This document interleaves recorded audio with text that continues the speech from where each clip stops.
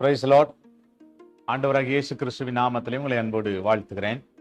மீண்டும் ஒரு நல்ல நாளை ஆண்டவர் நம்முடைய கரத்திலே கொடுத்திருக்கிறார்.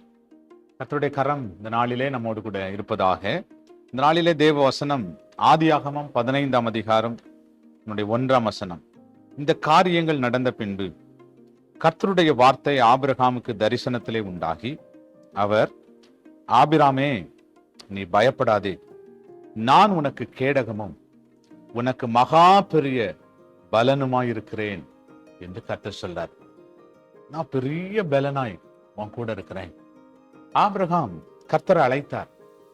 ஆபிரகாமுக்கு கர்த்தருடைய வாக்குத்தத்தம் கிடைத்தது.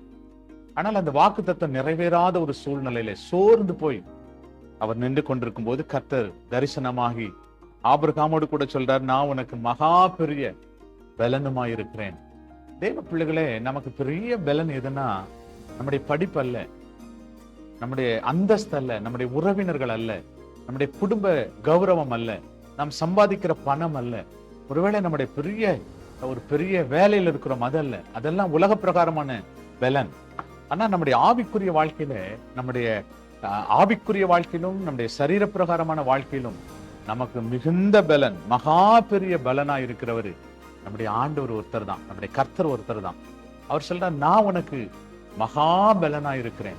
தேவ பிள்ளையே, கர்த்தர் இந்த கால வேளையிலே நமக்கு சொல்றார், நான் உனக்கு மகா பலனா இருக்கிறேன். ஒருவேளை பலவீனத்தோடு இந்த நாளை ஆரம்பித்து ஓடிக்கொண்டிருக்கிறீங்களா?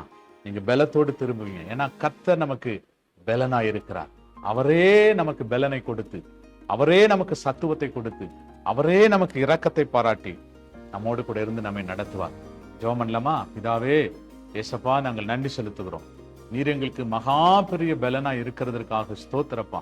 அந்த பலன் எங்களை நடத்தட்டும். அந்த மகா பெரிய பலன் எங்களை ஆசீர்வாதமாய் நடத்தட்டும். அந்த மகா பெரிய பலன் எங்களுக்கு அற்புதங்களை நடப்பிக்கட்டும். அந்த மகா பெரிய பலன் எங்களை ஆண்டவரை ஆசீர்வதிக்கட்டும். நாங்கள் ஆண்டவரை நன்றியோடுமை துதிக்கிறோம். தொடர்ந்து உடைய மகிமையின் பிரசன்னம் எங்களோடு இருக்கட்டும். உடைய கிருபையின் கரம் எங்களோடு இருக்கட்டும்.